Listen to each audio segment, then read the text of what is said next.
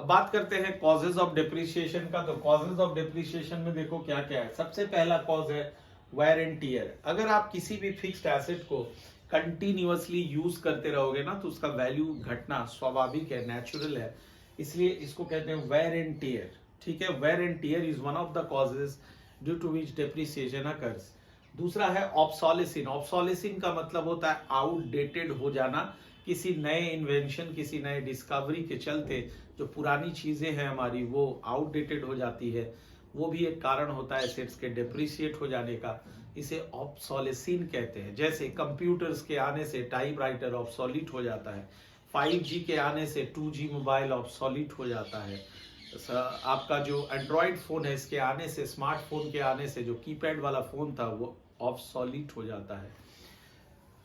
Next आता है efflux of time. Efflux of time का मतलब ये होता है कि टाइम के साथ साथ जैसे जैसे समय बीतते रहता है एसेट भी डिप्रिसिएट होते रहता है। अर्थात आप उसको यूज करो या ना करो, अगर आप किसी एक कोने में किसी मशीन को आप रखे रहोगे बिना उसको यूज किए हुए तो भी मशीन का वैल्यू घटता रहेगा, वो खराब होता रहेगा।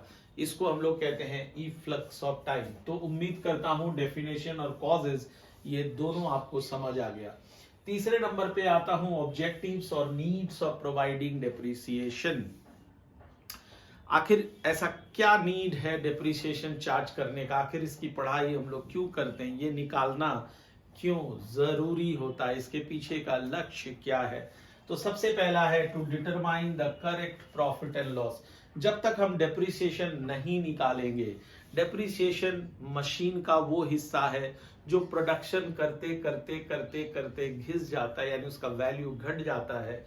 एक तरह से ये इंडस्ट्रीज के लिए, बिजनेसेस के लिए लॉस है, और जब तक हम इस लॉस को रिकॉग्नाइज ना करें तब तक हम अपना ट्रू कॉस्ट ऑफ प्रोडक्शन नहीं निकाल पाएंगे। इसलिए डेप्रिसिएशन निकालना जरूरी होता है। दूसरा, to show fair view of financial position. Financial position का मतलब होता है position of assets and liabilities. तो जब तक आप डेप्रिसिएशन फिक्स्ड एसेट्स पे नहीं निकालोगे तो फिक्स्ड एसेट्स का वैल्यू बैलेंस शीट में ज्यादा दिखाया हुआ रहेगा।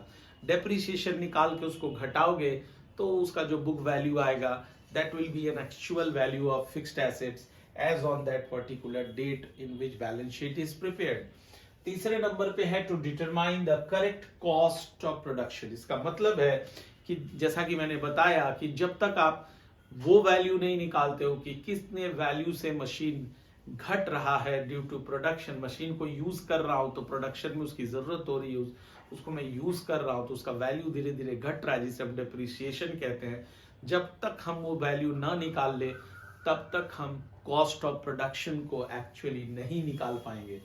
नेक्स्ट है to provide funds for replacement. अब देखो, कोई भी मशीन जब हम खरीदते हैं तो उसका एक फिक्स्ड लाइफ होता है, 10 साल 20 साल इस तरह से लाइफ होता है। तो जब ये लाइफ खत्म होता है तो इस मशीन को रिप्लेस करके मुझे एक नया मशीन की जरूरत पड़ती है। तो डेप्रिसिएशन से हमें फायदा ये होता है कि हर साल का जो डेप्रिसिएशन है उतना अमाउंट हम एक स्पेशल फंड में जमा करते हैं, जो आगे चल के पढ़ोगे जिसे डेप्रिसिएशन फंड भी कहा जाता है। तो उससे फायदा ये होता है कि जब इस मशीन का लाइफ खत्म हो जाता है तो उस फंड में इतने पैसे जमा हो जाते हैं जिससे हम नया मशीन खरीद सकते हैं। और सबसे आखिर में है to comply with legal provisions, यानी according to income tax act and companies act depreciation का कैलकुलेशन कंपलसरी होता है जो हमें हर साल निकालना पड़ता है। तो उम्मीद करता हूं ये तीन जो आपके थ्योरी बेस्ड क्वेश्चंस पूछे जाते हैं एग्जाम में डेप्रिसिएशन से, वो क्लियर हो गया। अब हम लोग चलते हैं इसके अगले पार्ट में। अब हम लोग पढ़ेंगे मेथड्स ऑफ डेप्रिसिएशन, अर्थात डेप्रिसिएशन का कैलकुलेशन हम लोग कितने तरीके से कर सकते हैं। तो जहां तक क्लास 11 की बात है, आइए सीखते हैं। दो मेथड आपको पढ़ाया जाएगा, एक है स्ट्रेट लाइन मेथड और दूसरा है reducing balance method. Straight line method के और भी दो नाम है, original cost method, equal instalment method. Reducing balance method के भी और दो नाम है, written down value method, diminishing balance method. ठीक है, रिटन डाउन वैल्यू मेथड को हम लोग इन शॉर्ट WDV मेथड भी कहते हैं। अब सवाल है दोनों में फर्क क्या है। दोनों के फर्क को समझना है तो बहुत ध्यान से समझो। देखो, स्ट्रेट लाइन मेथड का मतलब होता है कि अगर इस मेथड से हम डेप्रिसिएशन चार्ज कर रहे हैं तो हर साल डेप्रिसिएशन का अमाउंट सेम रह जाता है। हर साल डेप्रिसिएशन का अमाउंट सेम रह जाता है। जैसे मैं आपको एक एग्जांपल से समझाता हूं। सपोज करो कि मैंने एक मशीन खरीदा जिसका ओरिजिनल कॉस्ट है लेट अस से 1 लाख ऑफ रुपीस, ठीक है, और डेप्रिसिएशन मैं हर साल चार्ज कर रहा हूं 10% से। हर साल मैं 10% से डेप्रिसिएशन चार्ज कर रहा हूं। तो अगर मैं फर्स्ट ईयर का डेप्रिसिएशन निकालूं तो 1 लाख का 10% अगर मैं निकालता हूं, I get 10,000 as depreciation. Again in the second year, if we calculate, again 1 lakh का 10%, तो ये आ जाएगा 10,000 रुपया। अगेन मैं थर्ड ईयर का जब निकालूंगा तो अगेन 1 लाख का 10% विल कम एज 10,000। तो आप देख रहे हो कि जब ओरिजिनल कॉस्ट मेथड से हम लोग निकालते हैं, यानी स्ट्रेट लाइन मेथड, जिसका तीसरा नाम है इक्वल इंस्टॉलमेंट मेथड, तो हर साल डेप्रिसिएशन का अमाउंट रहता है सेम। अब जो अच्छे बच्चे हैं वो निचोड़ करके पढ़ते हैं, उसको ये समझना होता है सर इसका ओरिजिनल कॉस्ट मेथड क्यों नाम पड़ा। इसलिए नाम पड़ा क्योंकि इस एग्जांपल में आपने देखा मैं हर साल जो डेप्रिसिएशन है वो ओरिजिनल कॉस्ट पे निकाला। तीसरा, इक्वल इंस्टॉलमेंट नाम क्यों पड़ा सर? इसलिए पड़ा क्योंकि हर साल का डेप्रिसिएशन क्या हो रहा है, सेम हो रहा है। तो ये था स्ट्रेट लाइन मेथड। अब आता हूं रिड्यूसिंग बैलेंस मेथड यानी रिटेन डाउन वैल्यू मेथड। अगर मैं इसी एग्जांपल को लूं, यानी मेरा ओरिजिनल कॉस्ट अगर 1 लाख रुपीस है तो फर्स्ट ईयर का डेप्रिसिएशन मैं मान के चलता हूं फिर से 10% है, तो 1 लाख का 10% अगर मैं निकालूं तो ये 10,000 आता है। अब मैं क्या कर रहा हूं, 1 लाख में से 10,000 को माइनस कर दे रहा हूं तो मेरे पास बचता है 90,000। और जब मैं सेकेंड ईयर का डेप्रिसिएशन निकालूंगा तो फिर से 10% निकालूंगा, लेकिन अब निकालूंगा मैं 90,000 पे, तो हमारा डेप्रिसिएशन आ गया 9,000। अब ये बच गया 81,000। समझ पा रहे हो रिड्यूसिंग बैलेंस मेथड में और ओरिजिनल कॉस्ट मेथड में क्या डिफरेंस है। फिर मैं जब थर्ड ईयर में आता हूं, फिर से जब मैं डेप्रिसिएशन निकालूंगा तो 81,000 पे निकालूंगा 8,100। तो इस तरह से हर साल, इस तरह से हर साल, इस तरह से हर साल आप देखो डेप्रिसिएशन का अमाउंट घटता जा रहा है। डेप्रिसिएशन का अमाउंट घटता जा रहा है, जबकि स्ट्रेट लाइन मेथड से क्या था, हर साल डेप्रिसिएशन का अमाउंट सेम था। तो this is the basic difference between straight line method and written down value method. और ये दोनों मेथड हम लोगों को इस चैप्टर में पढ़ना है। ठीक है, क्लियर है। अब आता हूं वापस मैं स्ट्रेट लाइन मेथड में। स्ट्रेट लाइन मेथड से एक तो अभी मैंने जब एग्जांपल आपको दिया था तो उसमें मैंने एक परसेंटेज लिया था 10%। अब सवाल है कि ये परसेंटेज निकलता कैसे है, वो मैं आपको सिखा रहा हूं। तो बहुत ध्यान से इसको सीखने की जरूरत है। तो देखो, जब स्ट्रेट लाइन मेथड से होता है ना तो डेप्रिसिएशन निकालने का एक फॉर्मूला होता है और इस फॉर्मूला से हम इस परसेंटेज तक पहुंच सकते हैं। मैं आपको एक एग्जांपल से समझा रहा हूं, पहले फॉर्मूला समझ लेता हूं। फॉर्मूला है डेप्रिसिएशन का original cost minus scrap value divided by life of asset. Original cost का मतलब होता है, ओरिजिनल कॉस्ट का मतलब होता है परचेज प्राइस, कि आपने एसेट को कितने में खरीदा था।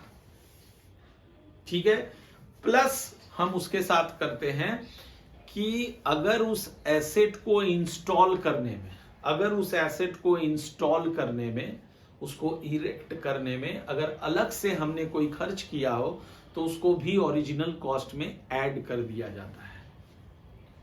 ठीक से मैं फिर से दोहरा रहा हूं, ओरिजिनल कॉस्ट में क्या क्या रहेगा, एक तो परचेज प्राइस रहेगा, साथ में क्या जोड़ देंगे, इंस्टॉलेशन कॉस्ट। उस मशीन को इंस्टॉल कराने के लिए जो अलग से खर्च किया हमने वो भी उसमें ऐड हो जाएगा। इनफैक्ट बहुत इंपॉर्टेंट चीज बता रहा हूं ध्यान से, इनफैक्ट कि उसमें हर वो खर्च ऐड होगा जब तक हम मशीन को यूज ना करें। यानी मैंने उसको 1 अप्रैल में खरीदा और यूज कर रहा हूं 30 अप्रैल में, 30 अप्रैल से मैंने यूज करना चालू कर दिया। तो ये जो 30 दिन का गैप है, इसके बीच में हम जितना भी खर्च करेंगे वो सब इस ओरिजिनल कॉस्ट में ऐड हो जाएगा। क्लियर? माइनस करना है स्क्रैप वैल्यू। स्क्रैप वैल्यू का मतलब है जब इस एसेट का लाइफ खत्म हो जाएगा, जब इस एसेट का लाइफ खत्म हो जाएगा, तो जब हम इस एसेट को एक्सचेंज करके नया एसेट लेंगे, तो इस एसेट का जो एक्सचेंज वैल्यू होगा that will be the scrap value. नहीं समझ में आया? फिर से समझा दे रहा हूं। जब इस एसेट का लाइफ खत्म हो जाएगा, और खत्म हो जाएगा तो उस वक्त जब हम इसको मार्केट में रीसेल करने जाएंगे, अब तो ये मेरे किसी काम का नहीं, अब मैं इसको रीसेल कर रहा हूं, कौड़ी के भाव बेच रहा हूं, एज ए स्क्रैप बेच रहा हूं, तो उस वक्त जो मुझे वैल्यू मिलेगा इसका, that is called scrap value. और स्क्रैप वैल्यू का जो दूसरा नाम है वो है रेसिड्यूअल वैल्यू। बाबू लोग इसको दिमाग में रखना, रेसिड्यूअल वैल्यू। और कई बार एग्जाम में इसका तीसरा नाम भी दे देता है, जिसको ब्रेकअप वैल्यू भी कहते हैं, जिसको ब्रेकअप वैल्यू भी कहते हैं। और डिनोमिनेटर में आता है लाइफ ऑफ एसेट। क्या होता है लाइफ ऑफ एसेट? ये हम एस्टिमेट करते हैं। क्वेश्चन में गिवन रहता है कि हमने जो एसेट को खरीदा, जो मशीन को खरीदा है, उसका लाइफ 10 साल है, 20 साल है, ये गिवन रहेगा, तो उसे हम यहां पे लिख देंगे। एक एग्जांपल लेते हैं। सपोज करो ओरिजिनल कॉस्ट है 1 लाख, स्क्रैप वैल्यू गिवन रहे तुम्हारे क्वेश्चन में लेटेस्ट से 10,000, लाइफ गिवन है 10 साल। तो अब निकालते हैं डेप्रिसिएशन पर एनम। इसको सॉल्व करेंगे तो ये आ जाएगा 90,000 divided by 10 is equal to 9,000। ये 9,000 रुपए आ गया। एमसीक्यू क्वेश्चन के लिए इंपॉर्टेंट है। दूसरा, रेट ऑफ डेप्रिसिएशन। मैंने कहा था कि इस फॉर्मूला से हम लोग ये वाला जो परसेंटेज है ना, इसको निकाल सकते हैं। तो rate of depreciation, rate here means percentage, कैसे निकलेगा इसका फॉर्मूला देख लो। Depreciation divided by original cost into 100। Depreciation divided by original cost into 100। Depreciation है कितना निकाले हम लोग, ये ले लेंगे 9,000। ओरिजिनल कॉस्ट है हमारा 1 लाख, इंटू 100 कर देंगे। तो इस केस में, हमारे इस एग्जांपल में डेप्रिसिएशन का परसेंटेज आ गया 9%। होपफुली यहां तक बिल्कुल क्लियर है, आपको बेसिक्स पूरा समझ में आ गया। अब जब हम लोग क्वेश्चन बनाएंगे तो आपको दिक्कत नहीं होना चाहिए। आइए चलते हैं आगे नेक्स्ट टॉपिक में। अब देख लेते हैं डेप्रिसिएशन से रिलेटेड जो जर्नल एंट्रीज इस चैप्टर में जरूरत होगा, उन जर्नल एंट्रीज को। तो 1, 2, 3, 4, ये 4 जर्नल एंट्रीज आप याद रखोगे तो चैप्टर क्लियर हो जाएगा। सबसे पहला, when an asset is purchase, जब हम एक एसेट को खरीदते हैं तो क्या एंट्री, जर्नल एंट्री करेंगे, asset account debit to bank account. Asset real account में आता है, रियल अकाउंट का रूल है डेबिट व्हाट कम्स इन, तो इसलिए एसेट अकाउंट डेबिट हो जाएगा, वो हमारे बिजनेस में आ रहा है, पैसा जा रहा है तो ये बैंक अकाउंट क्रेडिट हो गया। फिर आता है दूसरा, व्हेन डेप्रिसिएशन इज चार्ज्ड, जब हम डेप्रिसिएशन ईयर के एंड में चार्ज करते हैं। याद रखना, डेप्रिसिएशन हमेशा ईयर के एंड में चार्ज होता है, लेकिन जब अगर किसी एसेट को हम बीच में ही बेच दे तो डेप्रिसिएशन वहीं तक चार्ज होता है, इसको दिमाग में रखना है। तो जब भी आप डेप्रिसिएशन चार्ज करोगे तो एंट्री क्या करोगे, depreciation account debit to asset account. अब आता है केस जब हम लोग उस एसेट को कभी बेच दिए, 2 साल यूज करने के बाद बेच दिए, ऐसा हो सकता है। तो जब हम उस एसेट को बेचेंगे, या तो हमारा लॉस होगा या फिर हमारा प्रॉफिट होगा, दोनों में से कुछ हो सकता है। ठीक है, अगर लॉस होगा तो आपका एंट्री होगा बैंक अकाउंट डेबिट, जो पैसा आ रहा है, बेच रहे हो तो पैसा आ रहा है। Profit and loss account debit, loss हमेशा डेबिट होता है इसलिए मैंने इसको डेबिट कर दिया। जितना डेप्रिसिएशन उस पे लगा है उस साल, उसको डेबिट करना है। और to asset account, debit what comes in, credit what goes out. Asset अब जा रहा है तो क्रेडिट कर दिया, डेप्रिसिएशन को डेबिट कर दिया बिकॉज ये हमारे लिए लॉस है। अगर इसी एसेट को हम प्रॉफिट में बेचेंगे तो फर्क सिर्फ इतना होगा, इन दोनों एंट्रीज को ध्यान से देखो, फर्क सिर्फ इतना आएगा कि ये जो पीएनएल अकाउंट यहां पे डेबिट था, अब ये पीएनएल अकाउंट हो जाएगा क्रेडिट। दैट्स इट, इतना ही आपको करना है। क्लियर? तो ये पूरा जर्नल एंट्रीज हम लोग सीख गए डेप्रिसिएशन का। अब हम लोग क्वेश्चंस स्टार्ट करेंगे डेप्रिसिएशन चैप्टर का। क्लियर? चलिए बनाते हैं। तो बाबू लोग आ जाओ, अब एक क्वेश्चन बनाते हैं और ये स्ट्रेट लाइन मेथड का क्वेश्चन है। जैसा कि हमने आपको बताया था, दो मेथड होता है, एक स्ट्रेट लाइन मेथड, एक written down value method.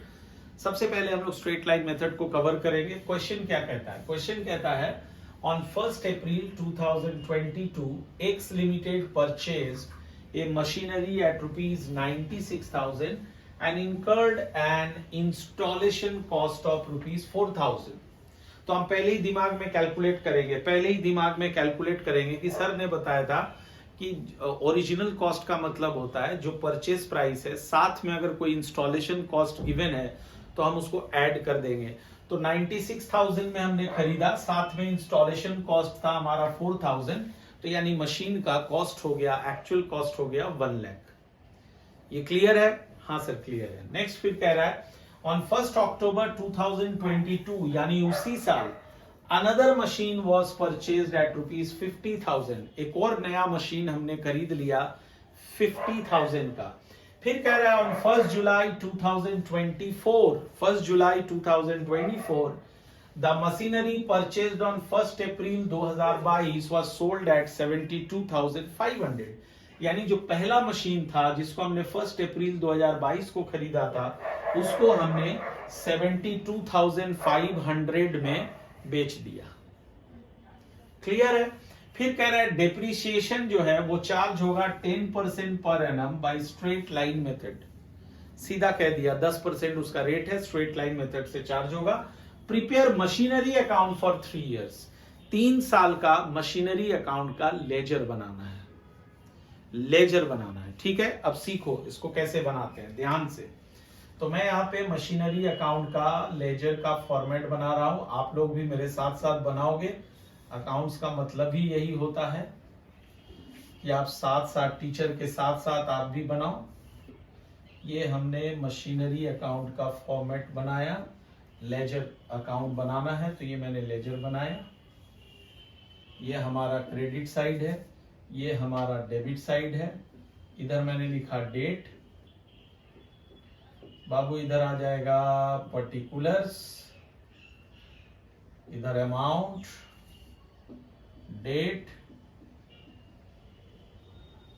Particulars और ये अमाउंट। ये बन गया हमारा लेजर। आप लोग भी इसको अच्छे से बना लीजिए।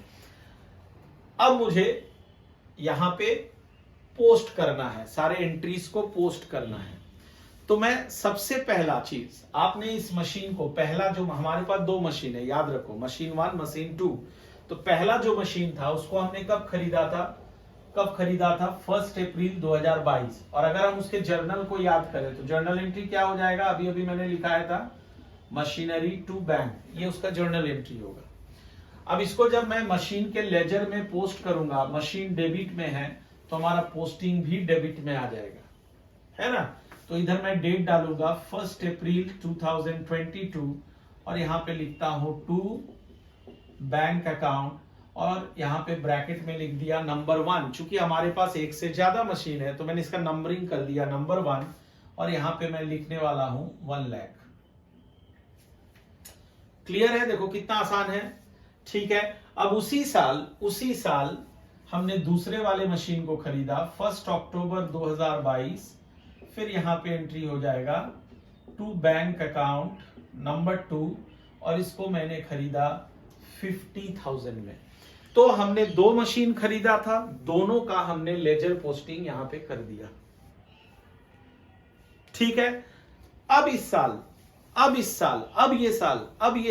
साल मेरा खत्म कब होगा? 1 अप्रैल 2022 से शुरुआत हुआ है तो खत्म होगा ऑब्वियसली 31 मार्च 2023।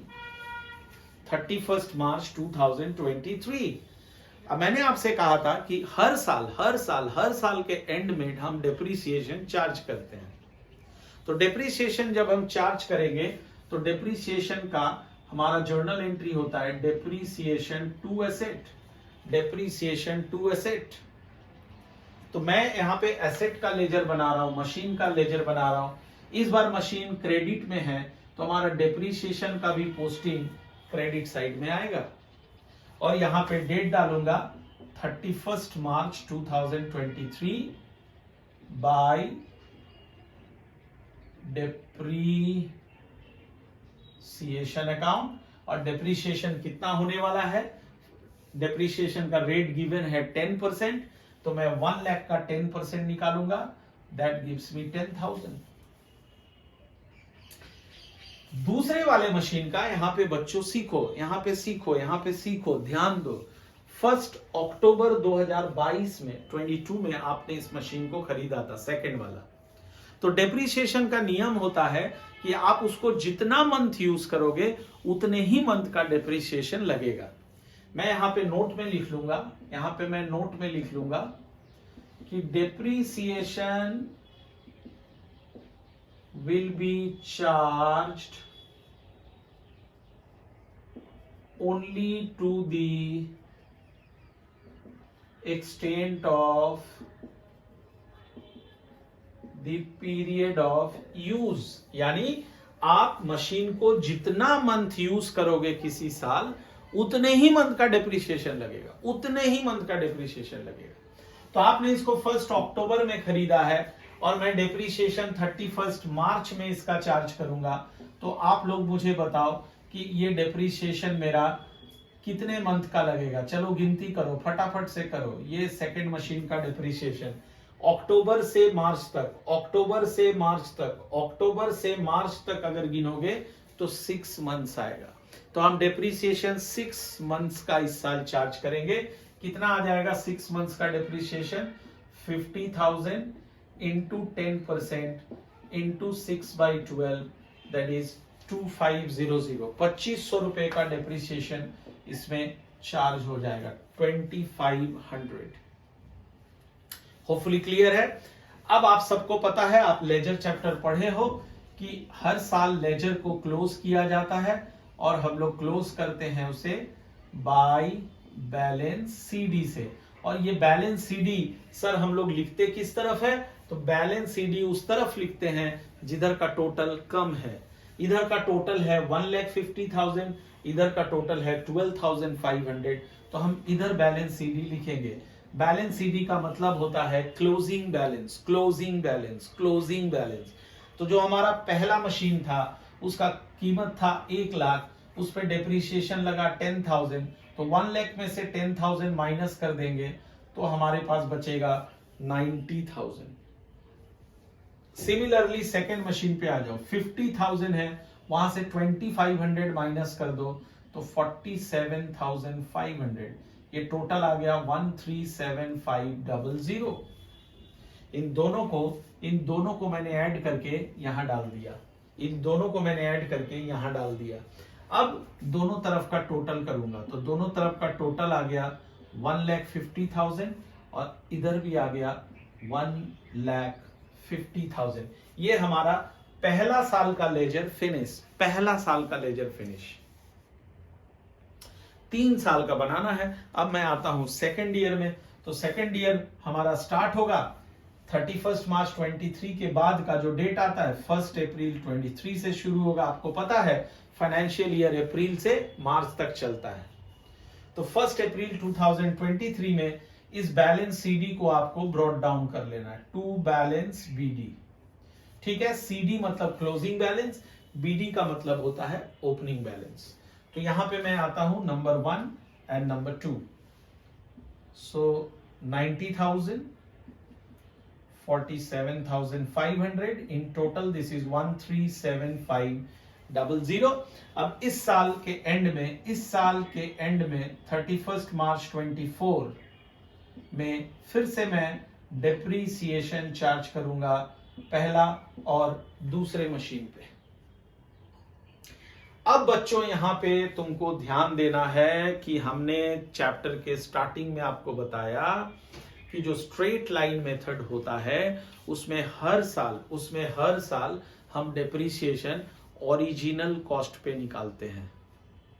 तो हमारा ओरिजिनल कॉस्ट है पहला फर्स्ट मशीन का 1 लाख, उसका 10% निकाल लेंगे, ये आ गया 10,000।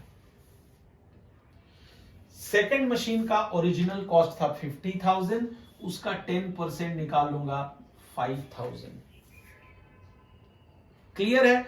अब जो अच्छे बच्चे हैं वो दिमाग से सोचेंगे कि पिछले साल प्रीवियस ईयर में ये जो सेकेंड मशीन था उस पे 2,500 का डेप्रिसिएशन लगा था, पर इस बार 5,000 का लगा, पूरे साल का लगा। पिछले साल 6 मंथ्स का इसलिए लगा था क्योंकि आपने उसको 6 ही महीना यूज किया था, पर इस बार आपने उसको पूरा साल यूज किया तो पूरे साल का लग गया। अब मैं इन दोनों को टोटल करके बाहर लिखता हूं 15,000, और फिर से मैं यहां पे बैलेंस CD निकाल लूंगा दोनों मशीन का, बाय बैलेंस CD पहला और दूसरा कैसे निकालूंगा? तो पहला मशीन का देखो ओपनिंग बैलेंस कितना था 90,000, वहां से आप इस 10,000 को माइनस कर दोगे जो डेप्रिसिएशन लगा था, तो ये बैलेंस आ गया 80,000। दूसरा है 47,500, वहां से आप 5,000 माइनस कर दोगे तो 42,500, ये आ गया 122500, 122500। क्लियर? अब मैं इसको टोटल कर रहा हूं एंड आई एम गेटिंग 137500, और इधर का भी आ गया 137500। ये हमारा 2 साल का बन गया। उम्मीद करता हूं बिल्कुल क्लियर है। अब मैं तीसरे साल में आता हूं, और याद रखो तीसरा साल बहुत इंपॉर्टेंट था क्योंकि तीसरे साल आप याद रखना ये डेट 1 जुलाई 2024 को आप एक मशीन बेचने वाले हो, उसको दिमाग में रखना। तो यहां पे मैं आता हूं, अगला साल शुरुआत करता हूं 1 अप्रैल 2024, ये मार्च के बाद ये डेट आता है।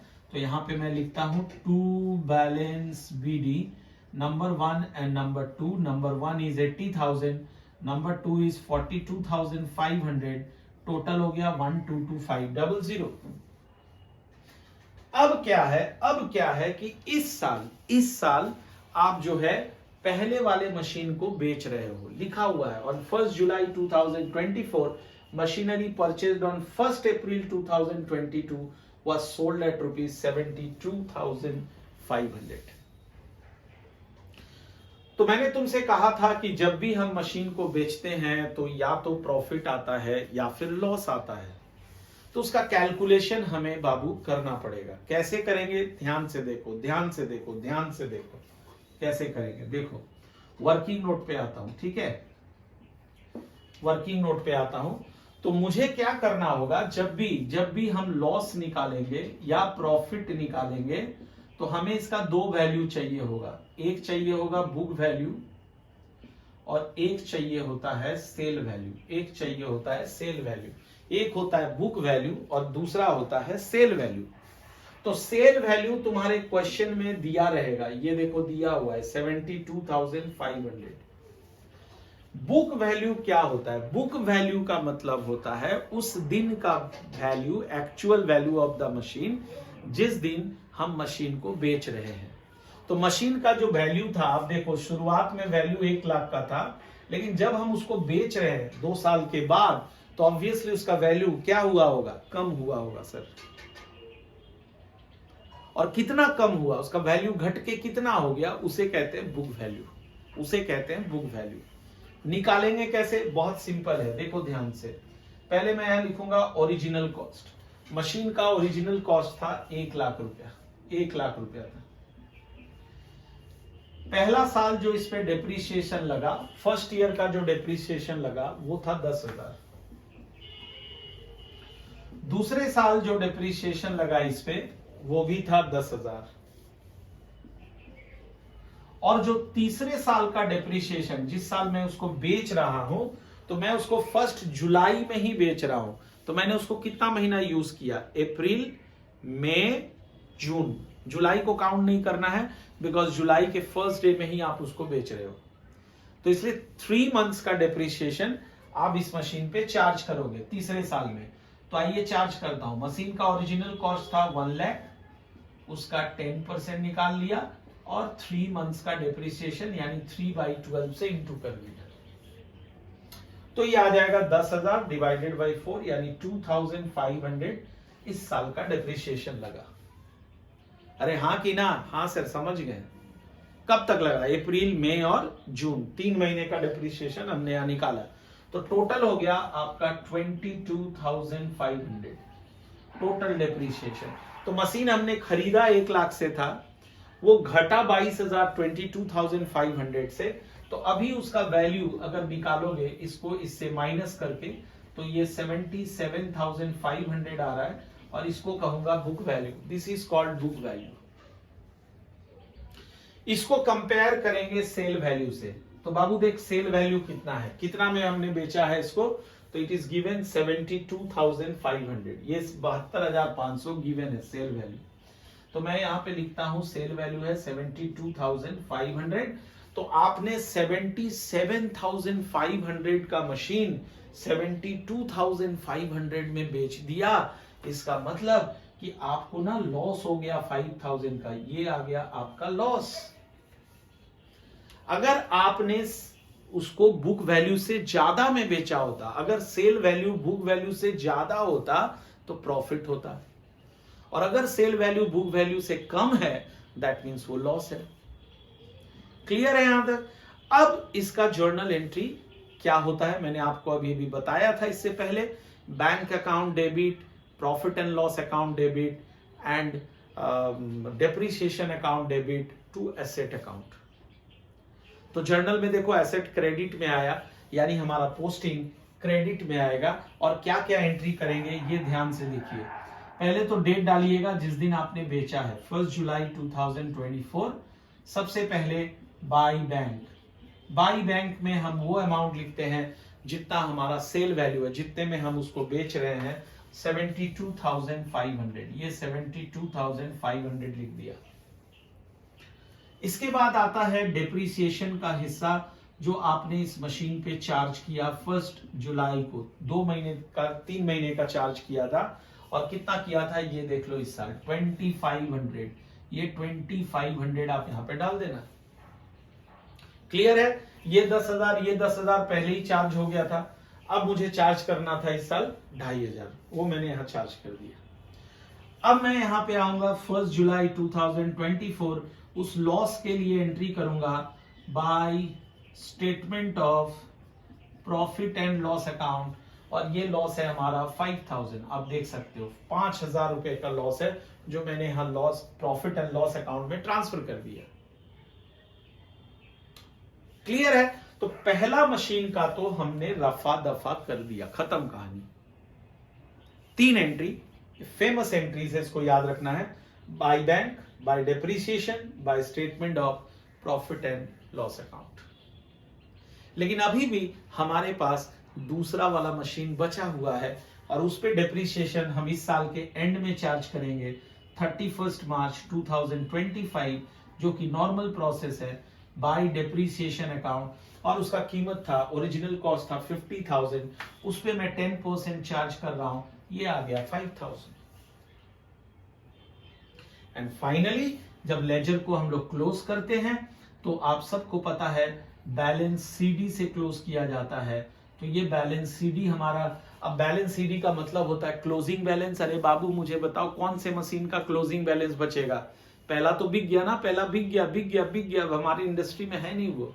सेकंड वाले मशीन का रहेगा बैलेंस सीडी। और सेकंड बैलेंस सीडी निकालते कैसे हैं? पहले उसका ओपनिंग बैलेंस को लेते हैं, ये रहा सेकंड मशीन का ओपनिंग बैलेंस 42,500, वहां से 5,000 माइनस कर देना है, तो 37,500 ये आपका बैलेंस सीडी आ गया।